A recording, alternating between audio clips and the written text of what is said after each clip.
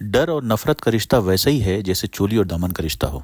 जहाँ डर होगा वहाँ नफरत होगी, और डर और नफरत की एक विशियस साइकिल है। अगर समाज से नफरत को ख़त्म करना है तो डर को ख़त्म करना होगा। आइए एक छोटी सी आपको कहानी सुनाते हैं। बहुत ही इंटरेस्टिंग वाक़या पेश आया, इसको सोचें, सुने और गौर करें ज़रूर। एक बड़ा ही अजीब व गरीब वाक़या पेश आया सन 2005 या 6 के करीब में कि एक ऑर्गेनाइजेशन बनी मध्य प्रदेश के एक छोटे से इलाके में जिसका नाम था तंजीम ज़रख़ेज़। और इस ऑर्गेनाइजेशन में एक आदमी था जिसका नाम था मोहम्मद ज़ाकिर। वो लोगों से ये कह के ज़मीन उसने सस्ते में ख़रीद ली इस ऑर्गेनाइजेशन के नाम पे कि यहाँ पे मुसलमान बसने जा रहे हैं। मारे डर के हिंदुओं ने अपनी ज़मीन कौड़ियों के भाव बेच दी इस तंजीम को।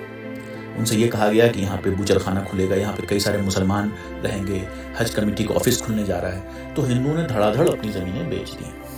और हुआ ये कि सन 2007 में उस ऑर्गेनाइजेशन का नाम अचानक बदल के प्रोफेसर पीसी महाजन फाउंडेशन कर दिया गया। और वहाँ पर एक हाउसिंग सोसाइटी डेवलप की जा रही है, बल्कि कर दी गई है, जो वहाँ पर जिसको करीब 200 एकड़ ज़मीन में फैली हुई है।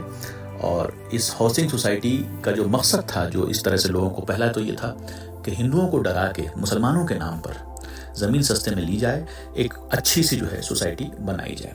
तो मकसद ये था बताने का कि हमारे नाम से लोगों को डराया जा रहा है। कितने अफसोस की बात है कि उन हिंदू भाइयों को पता नहीं है कि पड़ोसियों के क्या हुकूक बताए गए हैं इस्लाम में। एक बड़ी मशहूर बात है कि जब पड़ोसियों के हुकूक बयान किए गए तो कई सहाबी यानी प्रॉफेट मोहम्मद सल्लल्लाहु अलैहि वसल्लम के कंपेनियंस डर गए कि कहीं ऐसा तो नहीं कि अब नबी करीम सल्लल्लाहु अलैहि वसल्लम ये कह देंगे कि अपने प्रॉपर्टी का हिस्सा भी अपने पड़ोसियों को दे दो। कुछ हदीस कुछ इस तरह से हैं कि एक बार नबी करीम सल्लल्लाहु अलैहि वसल्लम ने कहा कि वो मोमिनों में से नहीं है, मोमिनों में से नहीं है, मोमिनों में से नहीं है। तो लोगों ने पूछा कौन? तो उन्होंने कहा कि जिसके पड़ोसी उसके सेफ नहीं फील करते हैं उसके साथ, वो मोमिनों में से नहीं है। फिर एक जगह पे आया कि तुम्हारा पड़ोसी भूखा रहे तो तुम मोमिनों में से नहीं हो, यानी तुम मुसलमानों में से नहीं हो। एक हदीस ये आई कि वो पड़ोसी सबसे करीब है अल्लाह के जो अपने पड़ोसियों से अच्छा बर्ताव करे। तो इस तरह की बहुत सारी हदीसें मौजूद हैं। अब आप ये सोचिए कि जिस मजहब ने पड़ोसियों के इतने हकूक़ बताए और उनका पड़ोसी बनने से एक गैर मुसलमान डर जाए, कितने अफसोस की बात है। यानी कि हमने अपना काम पूरा नहीं किया।